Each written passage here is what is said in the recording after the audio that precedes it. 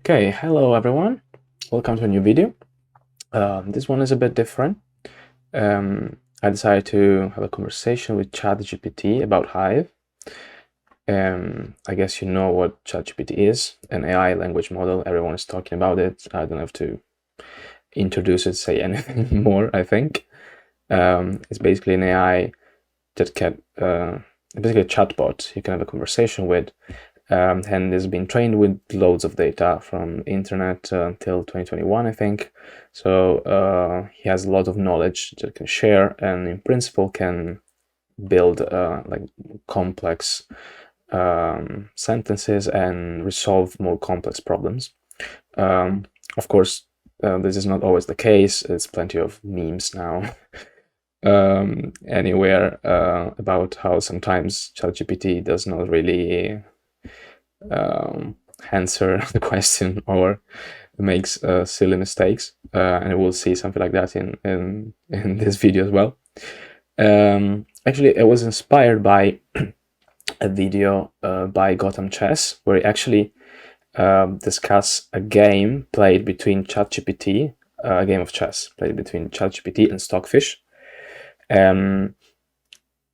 And I thought something similar could be done with Hive, but Hive is not as nearly as popular as chess, so ChatGPT knows quite a lot about Hive, but there are some issues, and definitely you cannot play a game with it. But let's go through. So I started with hello. Well, first of all, do you know the board game Hive? Because if it doesn't know the game at all, then video is over. Bye everyone. But so far so good. He replies that is familiar with the game, is a two-player abstract game, was published in 2001, unique movement abilities by the pieces. Okay, all good. You have to protect your own queen bee from being surrounded, quite important. And I ask a bit more about the rules, so you know all the rules. It doesn't explain all the rules, but it gives me a brief summary, which is more or less fine. The goal of the game is clear: surround your opponent's queen bee. Although it says with the tiles are called a hive, which I don't really understand what it means by that, but okay. It doesn't actually talk about the one hive rule, which is probably the most important foundation of the game, but fine. Actually, I didn't ask more about it. I asked if he knows about the expansions, because it didn't mention any of the expansion before. And actually, he discussed briefly the 3 expansions. I guess probably this is quite easy, just takes it from the official website. And that's it. So these are kind of information that you can find anywhere Googling, so not too bad. But then I ask something a bit more in depth, like which one is the most powerful piece in Hive. And here, of course, there's a bit of like it seems doesn't have like very clear ideas about it, and his answer, its answer is quite vague. Like each insect has its own strengths and weaknesses, and the game is designed to be well balanced, with no one piece being inherently more powerful than the others, which is, I think, debatable. But going on, actually, he mentioned that Ladybug and Mosquito are both strong pieces, and the Pillbug as well. I know, actually, it just talks about the expansion, so it just makes an argument for all 3 expansions, so nothing too interesting. And it concludes with the most powerful piece will be the one that is used effectively in the context of the game and supports the player's overall strategy. So it's a very diplomatic answer. Then I got into something, again, I think interesting for us, which is the first player advantage. What does ChatGPT think about it? Or, well, I should better say what it can extract from the data out there about the first player advantage. I'm not sure if he has access to I don't know what we talk about in Discord. Surely not. So there are not many. I mean, if you consider the Board Game Geek forum, if he could take data from there, probably he could find something. Although I think we don't use much the Board Game Geek forum, at least not in the last year, at least not to talk about strategy. So I wasn't sure what you could say about it. And his answer is the first player does have a small advantage, but is generally considered to be a fairly balanced game, which, fair enough. Nice answer. The advantage of the first player comes from the ability to place the first tile, which can allow them to control the tempo of the game and potentially gain a positional advantage on the board. Quite correct. Is considered to be small, is mitigated by the fact that the second player gets to choose which color of tiles they want to play with. This sounds weird. Not clear. What a bit confusing. I mean, you can argue that the second player has advantage of choosing what kind of opening to play, for example, but definitely not the color, because then what's the point anyway?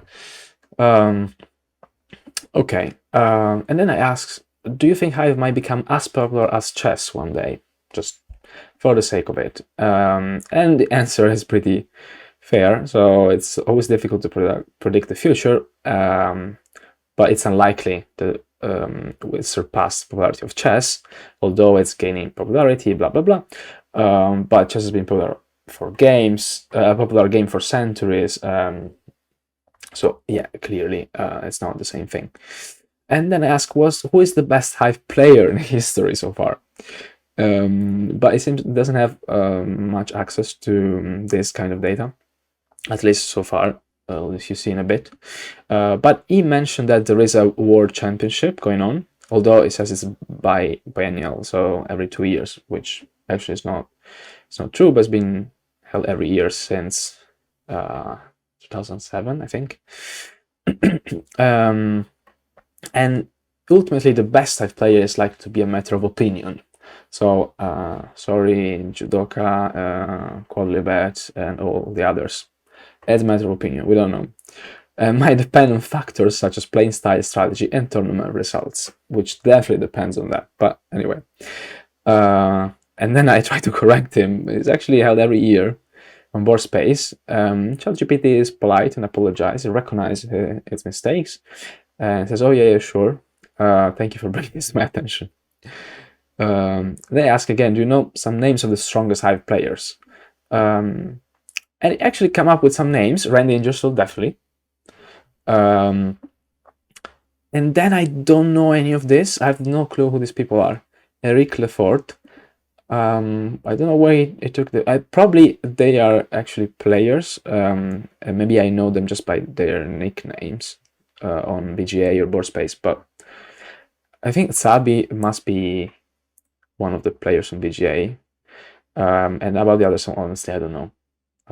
If you are one of these, comment on the video and let me know who you are, because apparently, according to ChatGPT, you are one of the most, one of the strongest player of Hive in the world.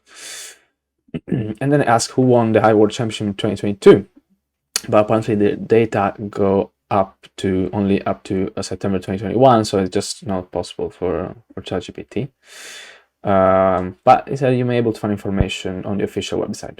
Great. And I said, okay, actually on Wikipedia, there is it's updated to the 2022, so you can find results of this championship, of this year championship, or on the website World Hive Tournaments. But again, these have been updated in the last year, so it could not know about it.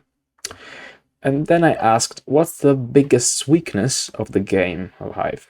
And actually it gives a quite interesting answer. So one potential weakness, well, this is kind of a general thing, is strategic and quite complex, so it's less appealing to casual players. Okay, there's a general to complex abstract games. Another potential weakness is the starting position is always the same. So in the long run, of course, opening memorization, all that kind of stuff can, the originality fades away. But I think the most interesting answer was that Hive can be a very unforgiving game where a single mistake can lead to a player losing the game, which might be frustrating for some players who prefer games where mistakes are less punishing. And I actually think this is the real weakness of Hive, if we really have to discuss a weakness specific to Hive.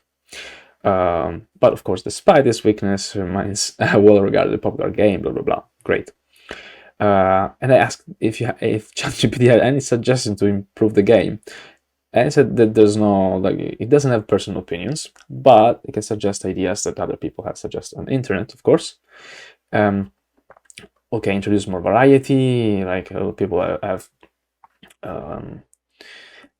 proposed to use, for example, a random placement of pieces in the first few moves, so that kind of thing.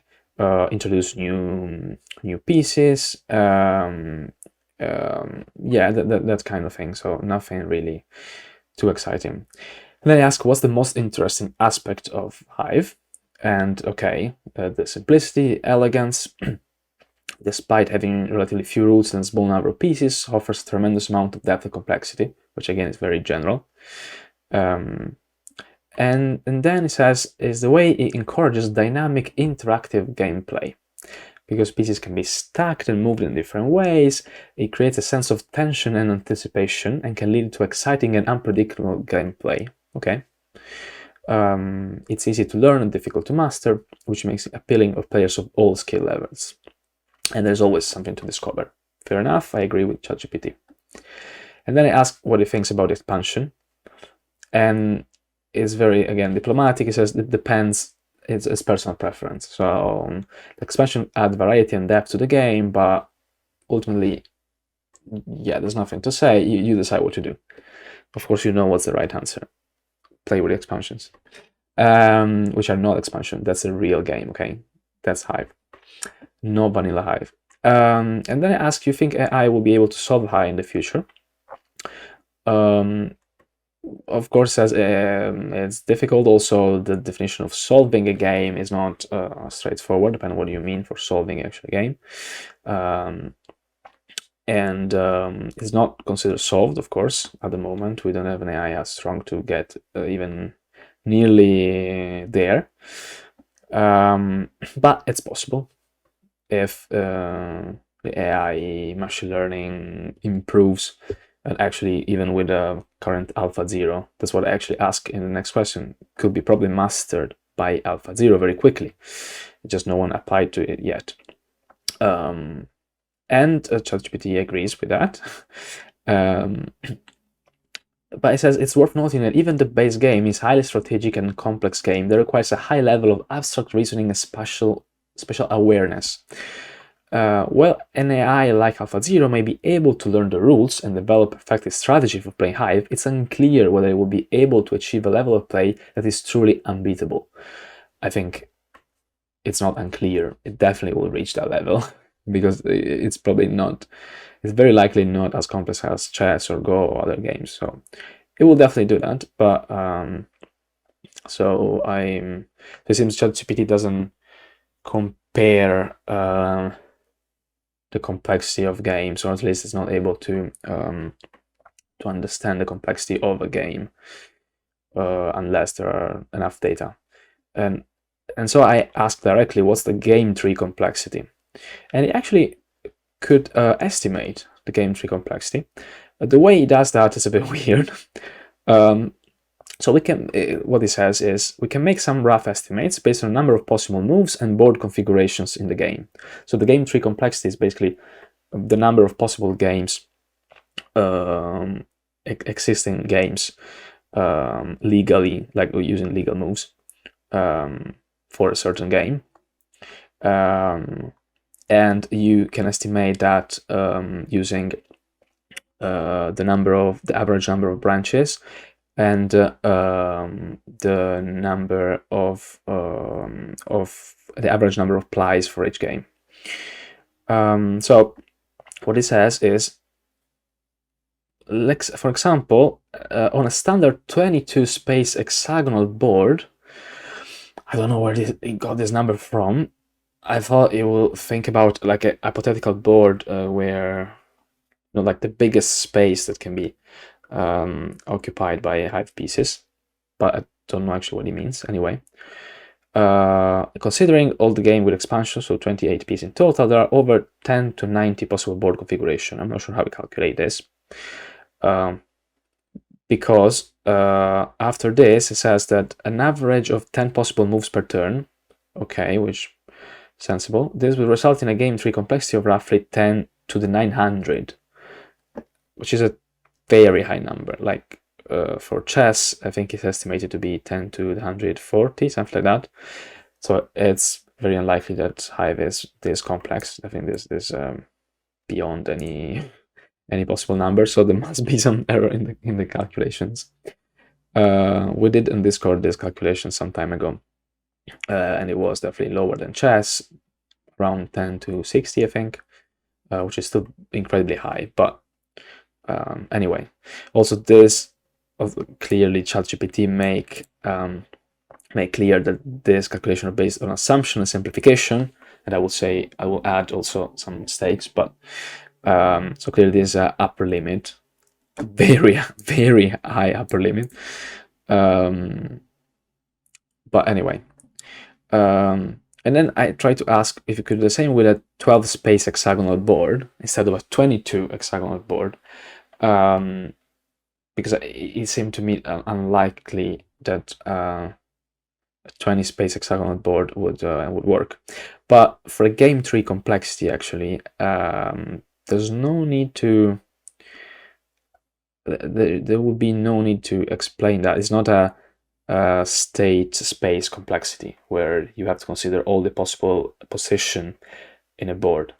So it shouldn't make a difference, but it comes up with another calculation, although with a more reasonable number, 10 to 96. But it considered only 22 pieces this time. So I asked if you could do the same calculation with 28 pieces, so old expansion, like a proper game. And the number it comes up with is actually lower, 10 to the 66. So I'm not sure 100% how ChatGPT makes these calculations, but anyway. Oh, it also says it's worth estimating that it's worth noting that this estimate might be somewhat larger than the actual number of possible board configuration moves, as some configuration moves may be impossible or very unlikely in practice. Okay, unlikely, actually, we don't care. Impossible is different, but I think you should consider, I mean, this calculation consider probably also illegal games, probably where the Hive gets broken and everything. So again, not very reliable.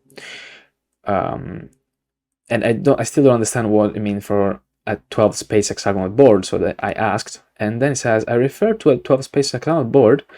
I was simply suggesting a hypothetical plane surface for Hive that would consist of 12 hexagonal spaces. Okay, 12 hexagonal spaces is clearly not possible. Like it is clearly too small. So and then it says most Hive players will use the standard 11 space plane surface. Well, I don't know. I thought we were talking about an hexagonal hypothetical board with hexagonal spaces, which where maybe a side of this hexagon is length 12, but then it becomes way more than 66 possible location, which is what he said before. So I think it becomes a bit confusing here, and it doesn't really know very well. At some point, it corrects itself. It says the board will have 6 sides, each composed of 4 hexagons. Okay, but then if you calculate that, it's not 66, the total number of spaces, but it's lower. So anyway, I asked to estimate then the state space complexity, and it says this should be in this case you should consider a surface, and again 11 space plane surface, all 28 pieces, fine. An average of 10 possible moves per turn, this one doesn't really matter in this case, at least if you want a rough estimate of the state space complexity. It just matters how can you combine the pieces on a hypothetical surface. So yeah, and also it goes, basically its solution is 10 to the power of 296, which is I don't think there's anything like that in literature for any game, so whatever. Anyway, after this madness, we'll go to can we play an actual game? So I ask if he knows the standard notation, and it turns out there is a algebraic Hive notation I've never heard of.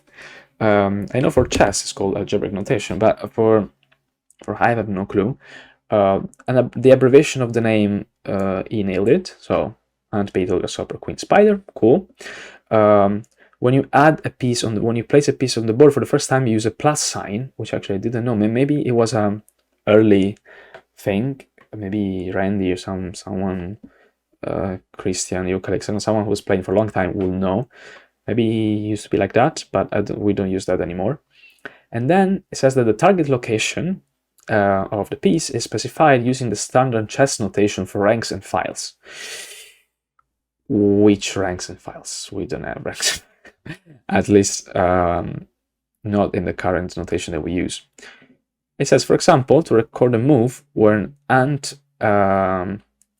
moves to a space adjacent to an enemy queen b, you might write a3 dash q1, which, I mean, could be something, except for the fact that there's only one queen, so you don't need to write queen 1, and it doesn't specify if it's white or black. But it's close to that, but it seems to just confuses chess notation with something else that he found about Hive.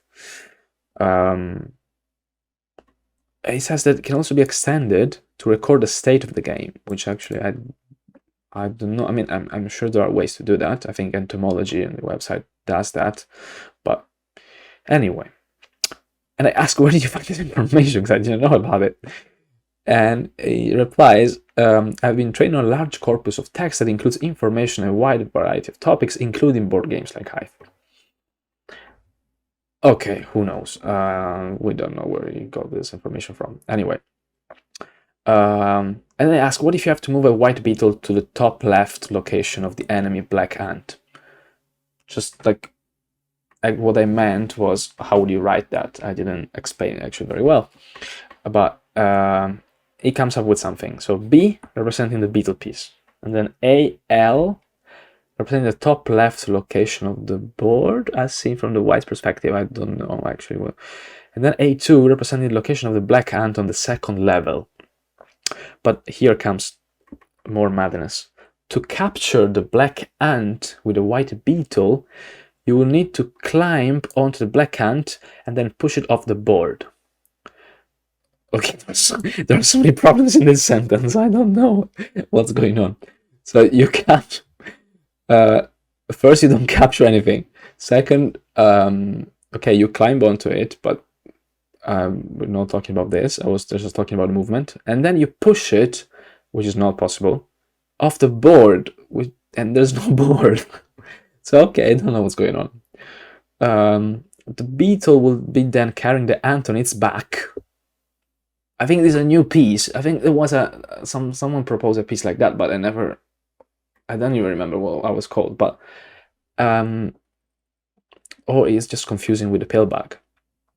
Anyway, as it did not break the Hive rule. Okay, so at least the one Hive rule, if it's not called one Hive rule, but at least it's mentioned somewhere.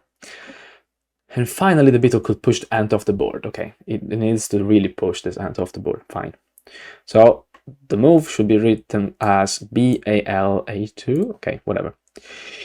So, and you know that in Hive you cannot capture any piece. That's what I said. And ChatGPT apologizes and says, yep, you're right. Apologies for my confusion. The pieces are not captured or removed from the board. And then it still repeats the same kind of notation that, well, doesn't make much sense to us. And then I ask, would you be able to play a game of Hive right now? And it says he actually is not able to play games like a human would. So I could actually play a game of chess, at least like making up moves, but at least it could do that, but not with Hive, sorry guys. But I still tried anyway. Like my first move is I place a ladybug in play. How do you respond? And it says, no, I'm sorry, I can't do it, but I can offer general advice. One common response to an opponent's opening move of playing a ladybug is to play your own ladybug. Okay, that's a good start. This helps you maintain symmetry on the board and give you flexibility in your future moves. Although it says, playing a ladybug is to play your own ladybug, either adjacent to the opponent's or on the opposite side of the board. What board? There's no board, and you cannot go opposite side. You have to stick the ladybug to the opponent's one. Anyway, but it depends on a specific situation. Blah blah blah. Another option, listen to this, is to play a beetle either adjacent to the opponent's ladybug or somewhere else on the board. Somewhere else, in order to create a wall of 2 high pieces. So there is this thing called a wall that we didn't know about, that actually gives a very strong defensive position. Okay, it's a bit confused. It is a bit confused. I asked in general, maybe he knows about popular openings through the forum. What are popular openings in Hive? Let's see some ChatGPT openings. So, double queen opening, which is playing 2 queens at the start of the game. Again, next to each other or on opposite sides of the board. This is a bit, yeah, I don't know why he keeps saying that. Anyway, I think this was like a common opening, right, before the tournament rule was introduced. That's what I asked later. But anyway, the ladybug opening, okay. Beetle wall, again, this wall, so you want to put 2 beetles straight there on top of each other and start the game like that. Okay, I don't know. And the grasshopper opening, okay. I asked if he's aware of the tournament rule, and it says there are a lot of rules, which specifically the tournament opening rule. Okay, maybe it was my mistake. Actually, I understand what it means. The player making the first move is not allowed to make a move that involves placing a piece next to their opponent's queen bee, which is actually, well, I mean, it's true, but the correct thing is you cannot place it as first move. That's the tournament opening rule. And it's designed to prevent the use of certain opening strategy that could potentially give an unfair advantage to the player making the first move. Okay, I mean, it's designed to prevent draws, and draws is a consequence of the fact that probably the first player playing the queen would have an unfair advantage. So, okay, fair enough. So keep in mind this rule, okay, one of the openings that he suggests is not possible. And he said, okay, you're right. The first player will not be allowed to play the ladybug to the center space adjacent to the opponent's queen bee. So I don't know. I don't know what's going on. I say the ladybug is allowed. This first move is the queen is not allowed. And then he said, okay. I apologize. I was confused. Thank you for clarifying. I don't think ChatGPT learns from this, right? No, it doesn't get more data. It just, yeah, it doesn't make sense because you can tell him whatever.